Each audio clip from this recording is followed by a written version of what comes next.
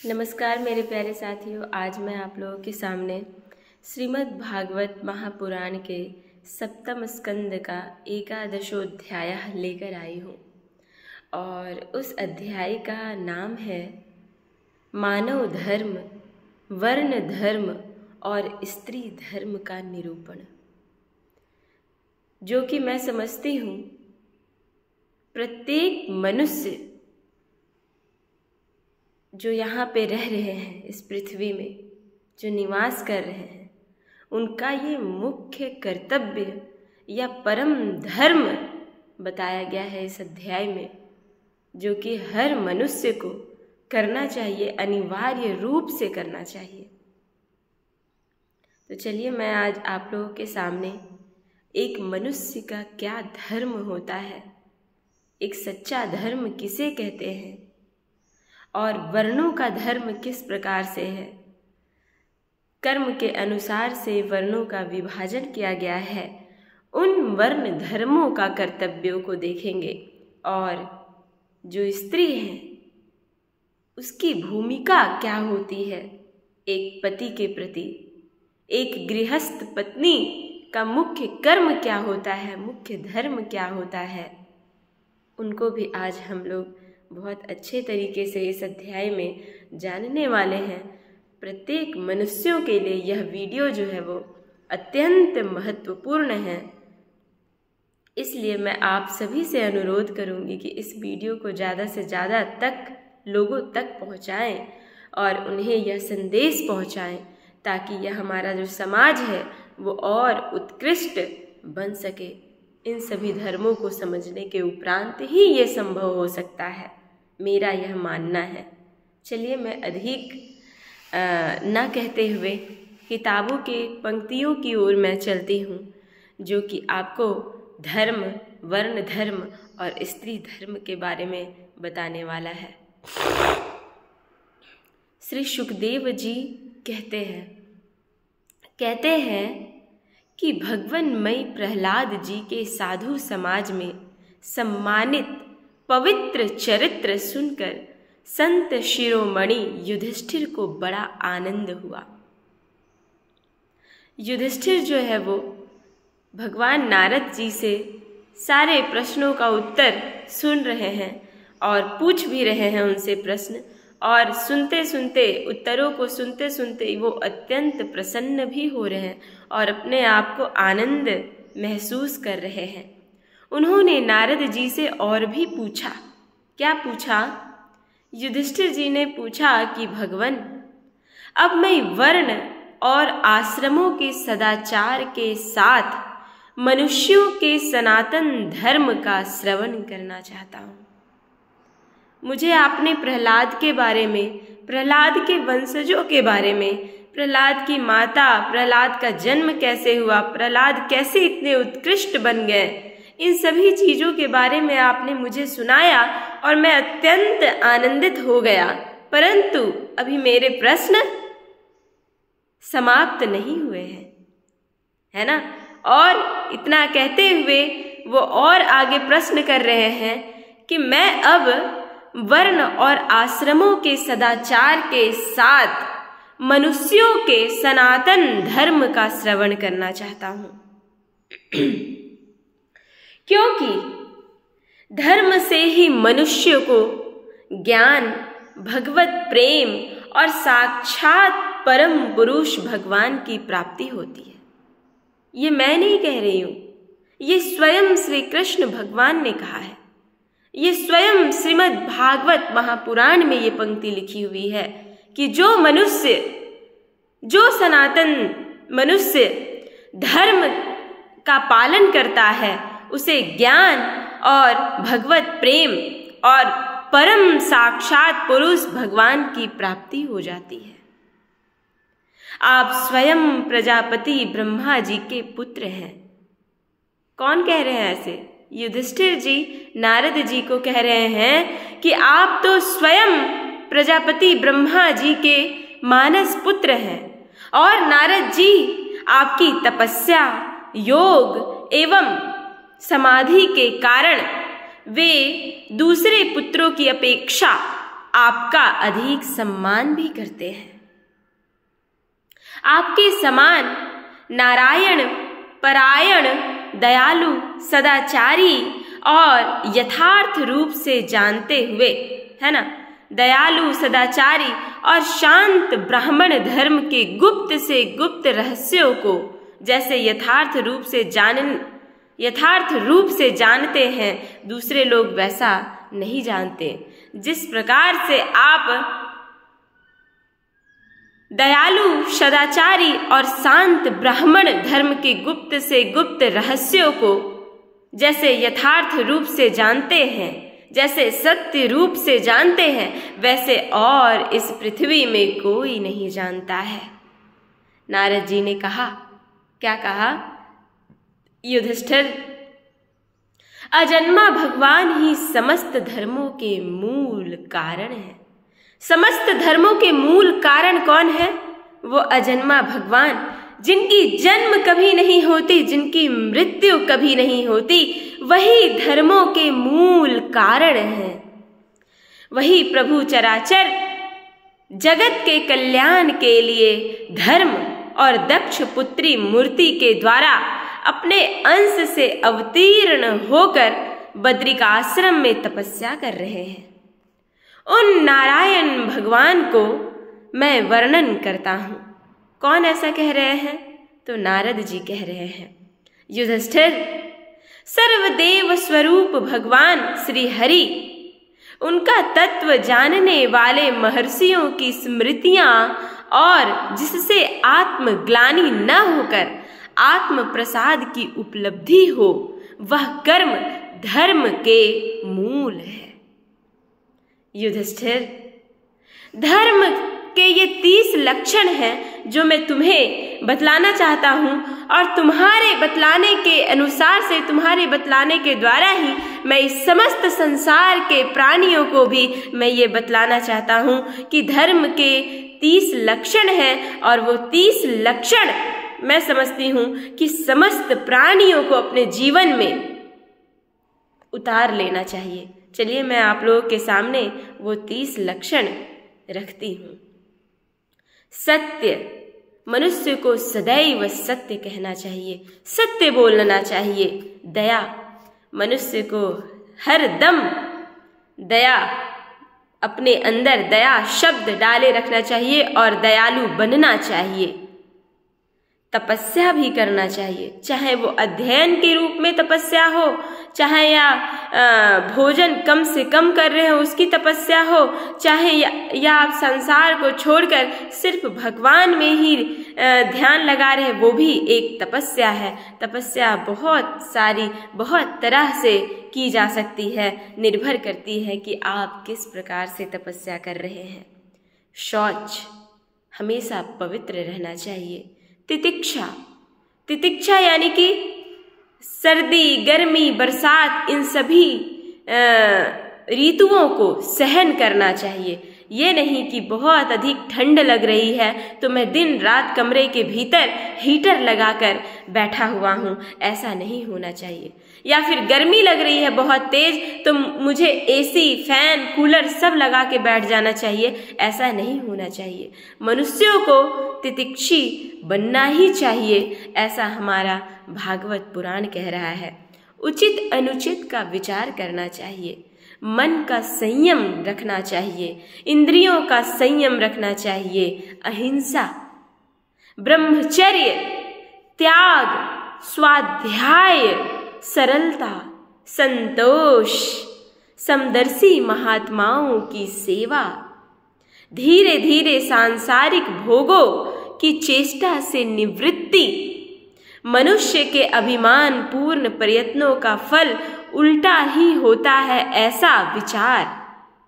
मौन, आत्मचिंतन, प्राणियों को अन्न आदि का यथा योग्य विभाजन, उनमें और विशेष करके मनुष्यों में अपने आत्मा तथा इष्ट देव का भाव, संतों के परम आश्रय भगवान श्री कृष्ण के नाम, गुण, लीला आदि का श्रवण, कीर्तन, स्मरण, उनकी सेवा, पूजा और नमस्कार, उनके प्रति दास्य, सख्य और आत्मसमर्पण, यह 30 प्रकार का आचरण सभी मनुष्यों का परम धर्म है। इसके पालन से सर्वात्मा भगवान प्रसन्न होते हैं। धर्मराज, यहाँ पे धर्मराज जो संबोधित किया जा रहा है वो युधिष्ठिर के लिए किया जा रहा है।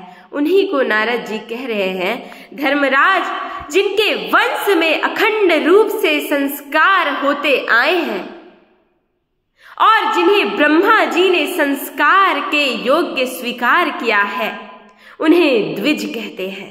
उन्हें क्या कहते हैं?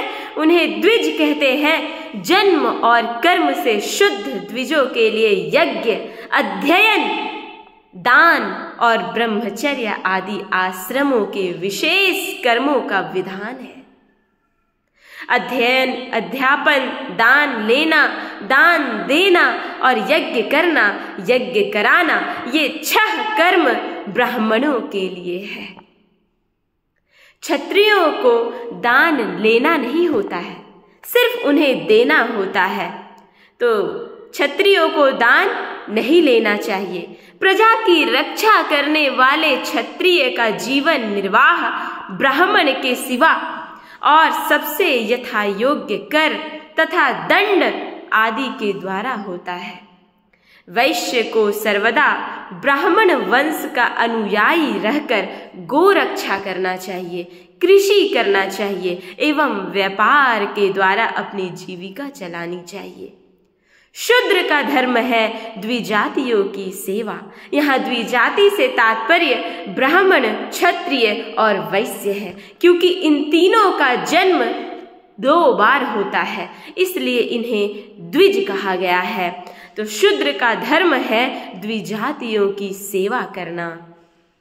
उसकी जीविका का निर्वाह उसका स्वामी करता है ना? किसकी जीविका का निर्वाह? शूद्र की जीविका का निर्वाह उसका जो स्वामी होता है वो करता है। ब्राह्मण के जीवन निर्वाह के साधन 4 बताए गए हैं। जो ब्राह्मण है, जो ब्राह्मण कुल में है, उनके जीवन निर्वाह के साधन 4 बताए गए हैं। कितने बताए गए हैं? 4। एक वार्ता, दूसरा शालीन, तीसरा यायावर और चौथा सिलोंछन। मेरे प्यारे मित्रों, इन 4 शब्दों का अर्थ मैं आप लोगों के सामने रखती हूँ। वार्ता, वार्ता किसे कहते हैं? जो यज्ञ, अध्ययन आदि के द्वारा, जो यज्ञ, अध्ययन आदि कराकर जो धन लेता है उसे क्या कहते हैं? वार्ता कहते हैं। और ये ब्राह्मण के जीवन निर्वाह का पहला साधन है। दूसरा साधन शालीन है, जो बिना मांगे जो कुछ मिल जाए उसी में जीवन निर्वाह करना ही शालीन बताया गया है। और ये ब्राह्मण के जीवन निर्वाह का द्वितीय साधन है। तृतीय साधन बताया गया है यायावर। यायावर से तात्पर्य है कि नित्य प्रति धान्य आदि मांगना। ब्राह्मणों का भिक्षाटन करना ये भी कर्म है। उन्हें प्रतिदिन थोड़ा भिक्षा मांगना चाहिए, इसी को यायावर कहा गया है। और जो चौथा साधन बताया गया है सिलोंछन, इसका तात्पर्य मैं आपको बहुत अच्छे से बताती हूँ।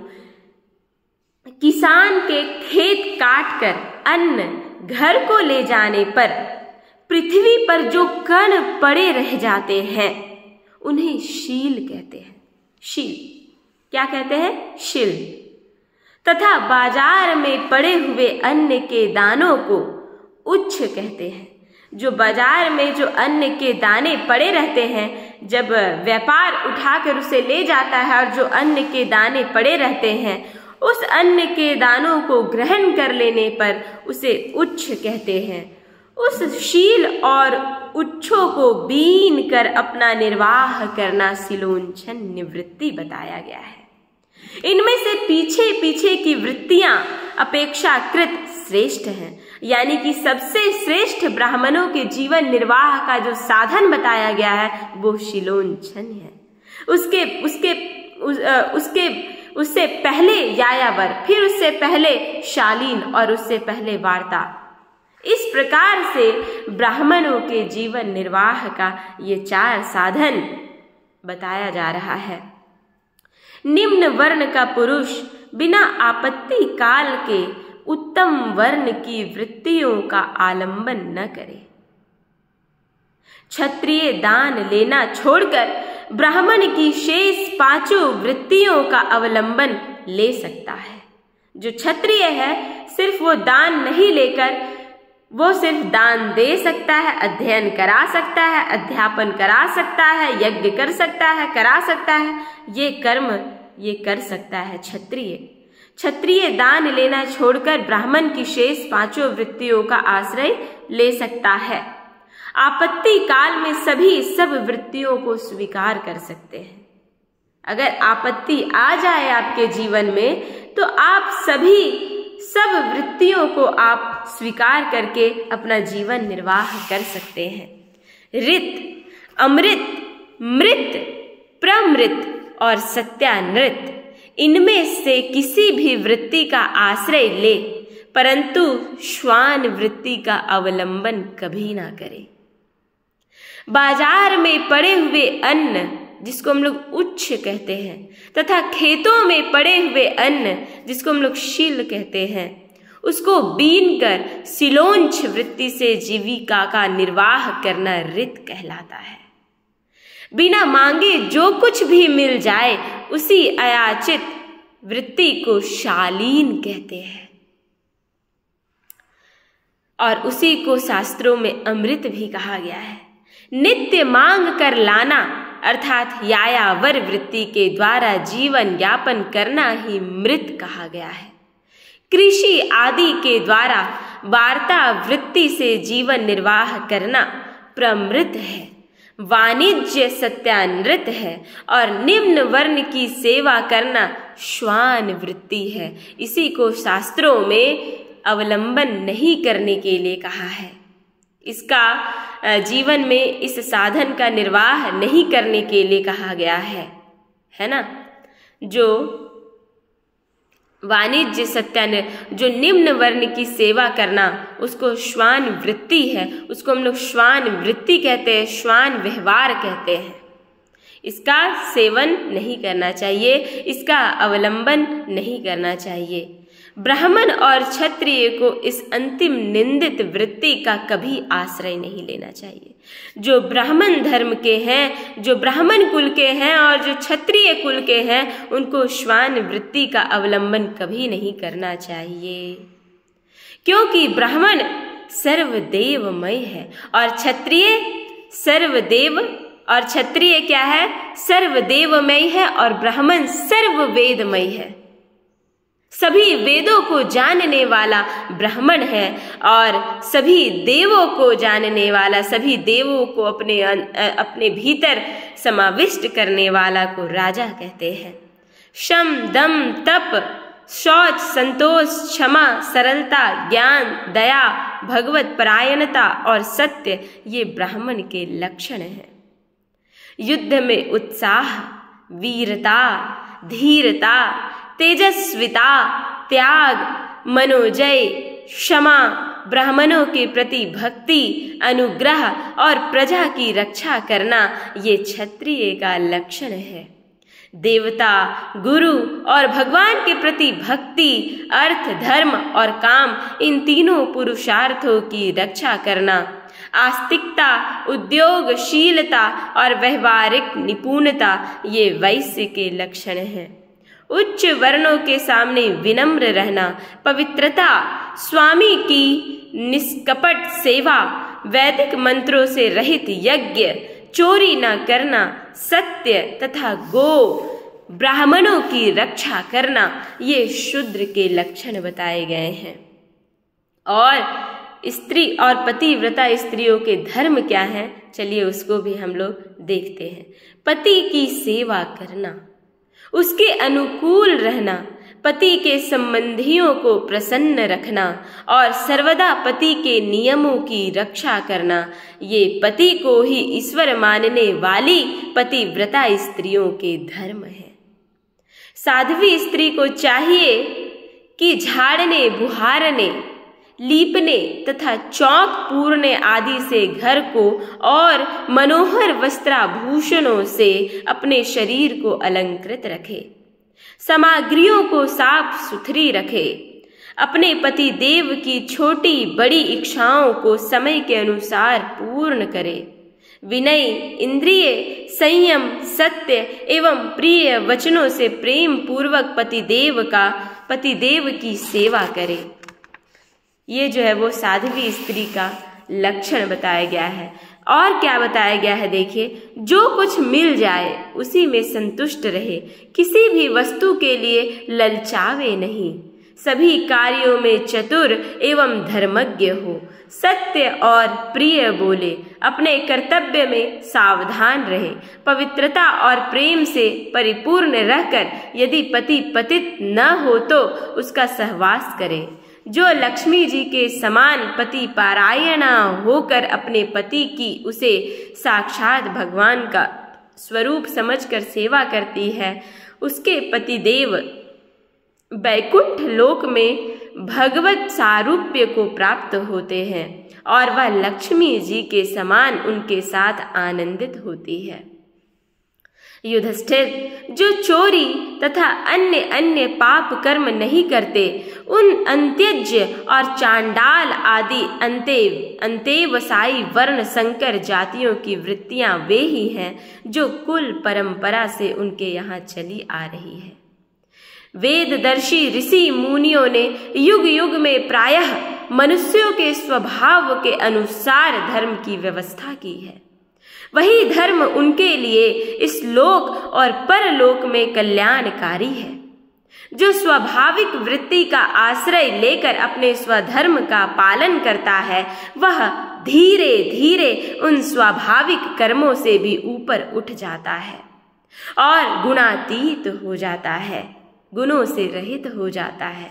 महाराज, जिस प्रकार बार बार बोने से खेत स्वयं ही शक्तिहीन हो जाता है और उसमें अंकुर उगना बंद हो जाता है, यहाँ तक कि उसमें बोया हुआ बीज भी नष्ट हो जाता है, उसी प्रकार यह चित्त, यह हृदय जो वासनाओं का खजाना है, विषयों का अत्यंत सेवन करने से स्वयं ही उब जाता है।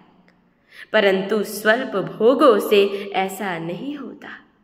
जैसे एक एक बूंद घी डालने से आग नहीं बुझती, परंतु एक साथ डाल दीजिएगा तो वो आग भी बुझ जाती है। जिस पुरुष के वर्ण को बतलाने वाला जो लक्षण कहा गया है, वह यदि दूसरे वर्ण वाले में भी मिले तो उसे भी उसी वर्ण का समझना चाहिए।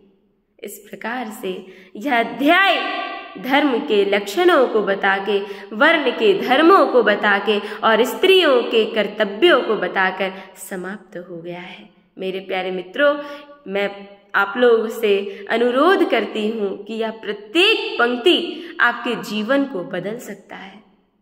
और जब आपकी एक मनुष्य की अगर यह जीवन बदल जाए तो धीरे धीरे मैं समझती हूँ कि प्रत्येक मनुष्यों का जीवन बदल सकता है। और जब जीवन में बदलाव आएगी और इन सभी आचरणों को आप पालन कीजिएगा तो समाज बहुत ही उन्नत होगा और भी उन्नति की ओर अग्रसर होगा।